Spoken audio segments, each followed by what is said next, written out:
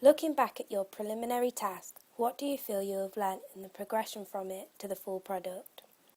For my preliminary task, I did a college magazine for my school, Beecham. I named the magazine Beach Mag. By creating this magazine, it helped a lot as it was the first time I'd used Photoshop. Therefore, it gave me an opportunity to get to grips with the software and practice the different tools I'd learnt to use in my web research.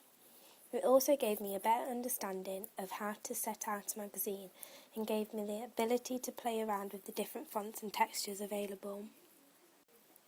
I think doing a practice magazine before the real thing was very useful because afterwards I could reflect on what I would or wouldn't change for the real thing. For example, on the front cover I really liked the fonts I used for the cover lines but didn't think the font I used for the masthead would suit the style of magazine I was making. I also liked the white boxes I used behind the main cover lines, which I definitely wanted to use on my hip hop front cover magazine, as I think it looks modern and funky.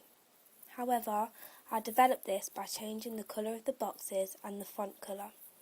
On my contents page, I think the circles with the page numbers worked really well and added a nice colourful touch onto the page. Therefore, I incorporated these in my final magazine.